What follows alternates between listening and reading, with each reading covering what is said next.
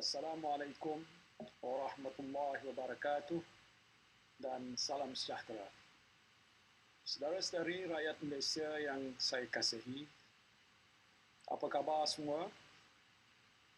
Saya harap saudara-saudari sihat walafiat dan sentiasa berada dalam limpahan rahmat Allah Subhanahu wa taala.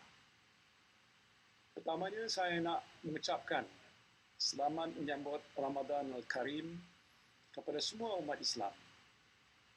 Esok adalah hari pertama kita berpuasa. Jadi malam ini kita mulakan ibadat puasa kita dengan bertarawih, niat berpuasa untuk esok hari, dan awal pagi esok kita semua bangun untuk bersahur sebelum masuknya waktu imsak. Ibadah puasa adalah satu ibadah yang istimewa. Ia satu ibadat yang kita lakukan tanpa sesiapa pun mengetahui kita sebenarnya sedang beribadat kepada Allah. Tidak seperti ibadat lain yang boleh dilihat dengan nyata daripada segi perbuatan. Ibadat puasa tidak boleh dilihat. Kita sekadar menahan diri daripada lapar dan dahaga serta tidak melakukan perkara-perkara yang boleh membatalkan puasa kita. Hanya diri kita dan Allah sahaja mengetahui yang kita sebenarnya sedang berpuasa.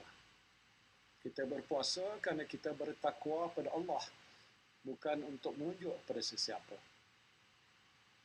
Oleh sebab itu Allah Subhanahu wa taala menyebut di dalam Al-Quran Karim, ibadat puasa diwajibkan ke atas umat Islam agar kita semua bertakwa kepadanya. Firman Allah dalam surah Al-Baqarah ayat 183. Ya ayyuhallazina amanu kutiba alaikumusiyam kama kutiba alal ladzina min qablikum la'allakum tattaqun. Yang bermaksud, wahai orang-orang yang beriman, kamu diwajibkan berpuasa sebagaimana diwajibkan atas orang-orang yang dahulu daripada kamu, supaya kamu bertakwa. Artinya, orang yang berpuasa adalah orang yang ikhlas beribadat hanya kerana Allah. Dan mereka itulah orang yang sebenar-benarnya beriman dan bertakwa kepadanya. Bulan Ramadan ini adalah juga satu bulan yang mulia bagi umat Islam. Di awalnya rahmat, pertengahannya keampunan, dan akhirnya pelepasan daripada azab neraka. Kerana itu, umat Islam di seluruh dunia menyambut ketibaan bulan Ramadan ini dengan penuh pengharapan untuk melalui satu perjalanan kerohanian yang amat bermakna. Selain berpuasa, kita memperbanyakkan amalan-amalan sunat. Kita membaca Al-Quran, mendirikan solat tarawih, qiyamul lail, bersedekah pada fakir miskin, dan melakukan amal kebajikan semata-mata untuk mendekatkan diri kita kepada Allah dan mempereratkan hubungan sesama manusia. Dengan kata lain, Ramadan adalah satu bulan di mana kita berjihad melawan hawa nafsu, menyucikan jiwa dan mengharapkan keredaan Allah. Di hujung Ramadan, kita bebas daripada dosa dan meraihkan kemenangan. Saudara-saudari yang saya kasihi, Ramadan kali ini tidak kurang istimewanya. Malah, bagi saya, ia lebih istimewa buat kita semua. Sejak lebih sebulan yang lalu, kita berjihad melawan COVID-19. Seperti mana ibadat puasa, kita dikendaki berjihad melawan hawa nafsu. Kita lalui satu tempoh yang banyak menguji kesabaran dan daya ketahanan kita. Kita menahan diri kita daripada melakukan perkara-perkara yang kita suka. Kita tak keluar berjalan-jalan. Kita tidak menonton wayang bersama kawan-kawan. Kita tak pergi melancong. Kita tak makan di restoran kesukaan kita. Dan bagi yang minat bersukan, mungkin dah lama anda tak main bola, tak main badminton, tak main bowling, tak berjoging, tak kayuh basikal, anda cuma duduk di rumah saja. Ini satu jihad dan satu pengorbanan yang cukup besar. Tetapi pengorbanan yang anda lakukan ini telah membuahkan hasil. Pertamanya, anda dan keluarga terselamat daripada jangkitan COVID-19. Keduanya, anda juga menyelamatkan orang lain daripada terkena jangkitan. Ketiganya, anda semua menyumbang kepada usaha membendung penularan wabak COVID-19 dalam masyarakat dan negara kita. Hari ini, kes-kes baru COVID-19 telah berkurangan dengan ketara. Daripada ratusan kes baru setiap hari di awal Pentah Kawalan Pergerakan dilaksanakan, alhamdulillah pada hari ini kita bersyukur kerana kes-kes baru telah menurun kepada puluhan kes sahaja. InsyaAllah dengan usaha-usaha yang sedang giat dilakukan oleh para frontliners kita dan disiplin anda semua mematuhi PKP, kita akan dapat mengurangkan lagi kes-kes baru COVID-19 ke tahap yang paling minima dan membendung sepenuhnya penularan wabak ini. Kita juga bersyukur kerana jumlah pesakit COVID-19 yang telah sembuh meningkat dengan ketara. Seramai 3,542 pesakit COVID-19 atau 63.2% daripada keseluruhan pesakit telah pun sembuh setakat ini. Saya harap dengan rawatan yang diberikan dan doa kita semua, maka lebih ramai pesakit COVID-19 akan sembuh dan dapat menjalani kehidupan seperti sedia kala. Sekali lagi kita bersyukur kerana negara kita merupakan antara negara yang mencatatkan kadar kesembuhan yang tertinggi di dunia. Dengan penurunan kes COVID-19 yang ketara ini, dan kita harap trend ini akan berterusan, kerajaan telah memutuskan untuk memberikan sedikit kelonggaran. Saya ulang, sedikit kelonggaran, bukan terlalu longgar. Pertamanya, pelajar-pelajar yang masih berada di kampus, yang mana di peringkat awal dahulu mereka tak dibenarkan pulang kerana keadaan masih belum menentu dan kita nak pastikan mereka ini selamat, insya-Allah boleh pulang ke rumah masing-masing sedikit masa lagi. Proses untuk membawa pelajar-pelajar ini pulang sedang pun dirancang oleh kerajaan dengan nasihat Kementerian Kesihatan. Jumlah pelajar yang terlibat adalah besar, iaitu hampir 100,000 orang.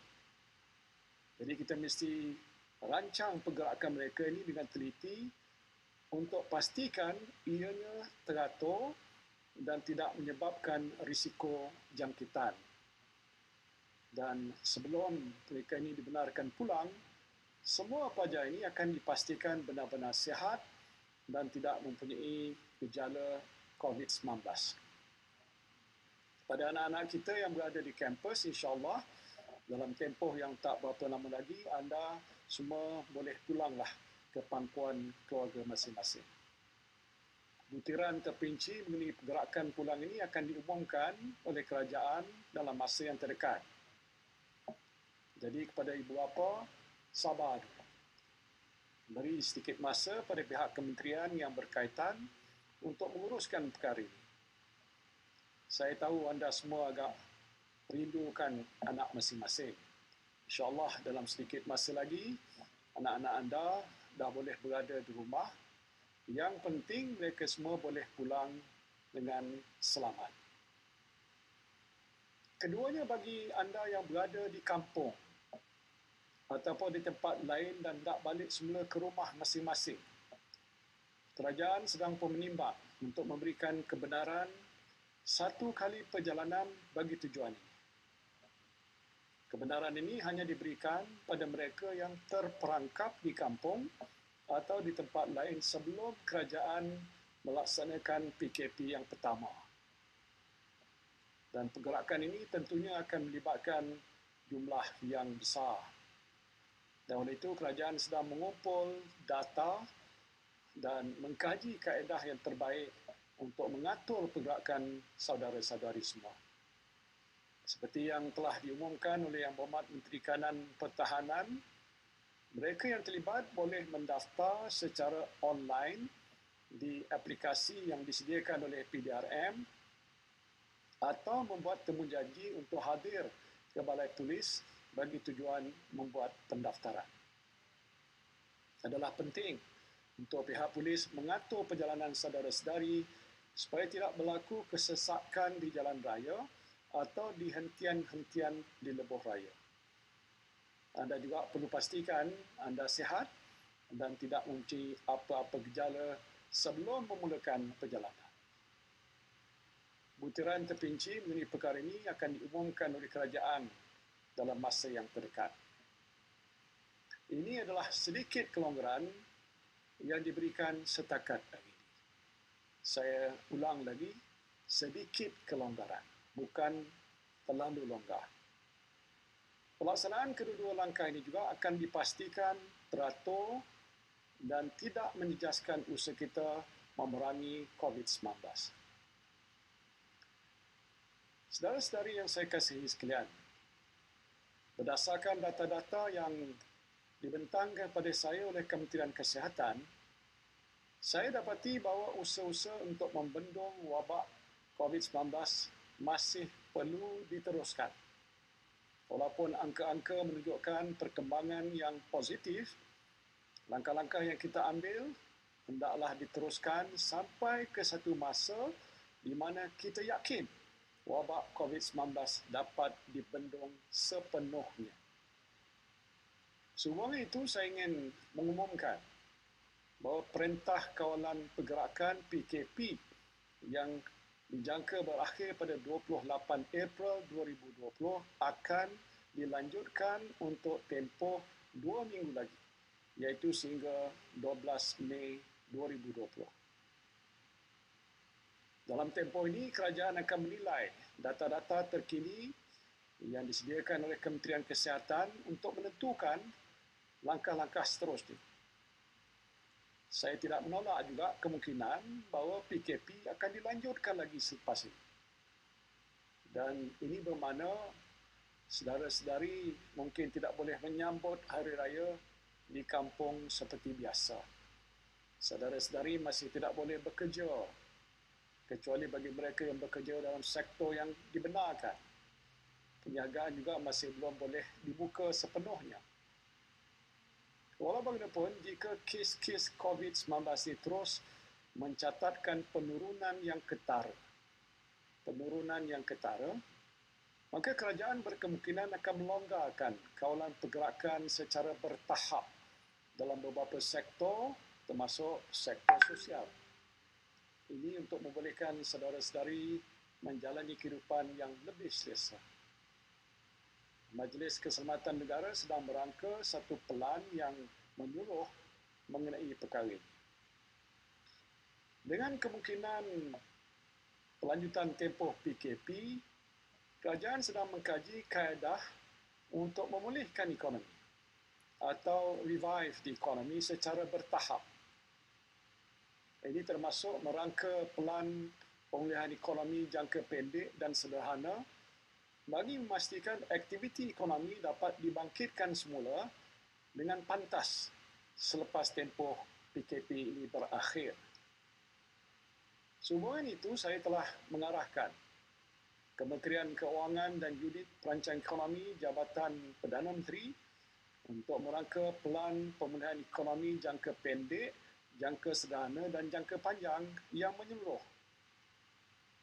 Tumpuan pada masa ini adalah untuk mengenal pasti langkah dan inisiatif yang akan merancakkan pertumbuhan ekonomi jangka pendek dan sederhana serta mendorong keyakinan rakyat dan pelabur untuk menjana semula ekonomi negara kita. Antara inisiatif yang sedang dirangka ialah membina keupayaan dan kemahiran rakyat, menggalakkan perbelanjaan domestik, meningkatkan daya tahan industri termasuk PKS, serta memupuk persekitaran pelaburan yang lebih positif untuk masa hadapan. Saya tahu persoalan yang sedang bermain di fikiran saudara-saudari pada masa ini ialah bilakah saudara-saudari boleh kembali bekerja atau kembali memulakan perniagaan atau operasi syarikat masing-masing. Saya ingin memberikan sedikit bayangan.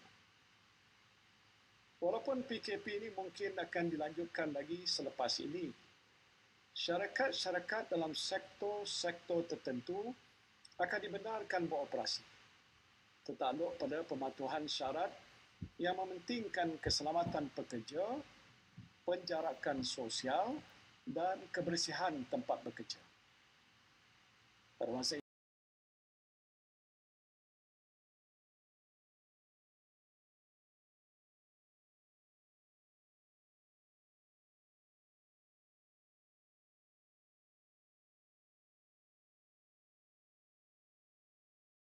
berdaya saing dan para pekerja dapat terus bekerja dalam persekitaran yang selamat.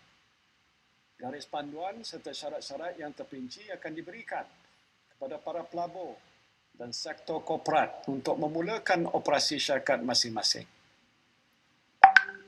Saudara-saudari yang saya kasihi sekalian, kita masih belum menang dalam perang menentang COVID-19 ini. Tetapi saya yakin insya-Allah kita akan menang. Yang penting ialah jihad dan istiqamah. Jihad dan istiqamah. Dan sempena bulan Ramadan yang mulia ini, tingkatkan jihad kita untuk memerangi COVID-19. Teruslah istiqamah dengan usaha kita ini. Tak mengapalah Ramadan kali ini kita tak dapat pergi ke bazar Ramadan, tak dapat makan nasi biryani, murtabak ataupun juadah kuih-muih yang kita suka. Yang penting kita selamat daripada wabak COVID-19 ini. Kita lihat secara positif. Mungkin inilah peluang yang Allah berikan pada kita untuk mengamalkan sebenar-benar ibadah puasa. Kita berbuka puasa dan bersahur sekadarnya. Makan masakan isteri kita dan tidak membazir.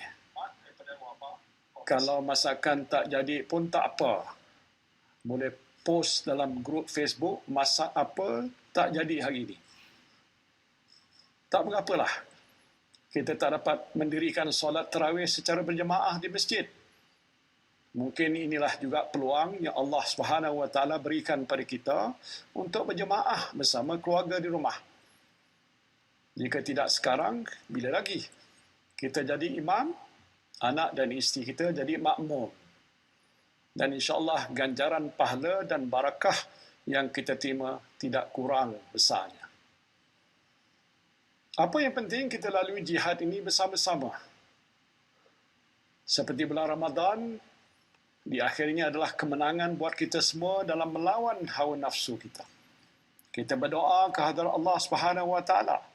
Mudah-mudahan di akhir jihad kita melawan COVID-19, kita juga akan diberikan kemenangan, kesihatan dan keselamatan daripada wabak penyakit ini. Mudah-mudahan bulan Ramadan yang mulia ini akan membawa rahmat pada kita semua. Banyakkanlah berdoa kepada Allah, mohon pertolongan daripadanya. InsyaAllah kita semua akan dilindungi daripada sebarang musibah. Amin. Ya Rabbal Alamin. Kepada frontliners yang akan berpuasa dalam keadaan menjalankan tugas, saya harap anda terus tabah.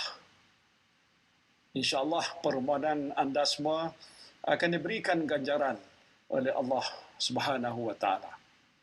Saya dan seisi keluarga mengambil kesempatan ini untuk mengucapkan selamat menyambut Ramadan Al-Karim pada semua umat Islam di negara ini dan di mana jua anda berada. Terima kasih. Wabillahi taufiq wal hidayah. Assalamualaikum warahmatullahi wabarakatuh.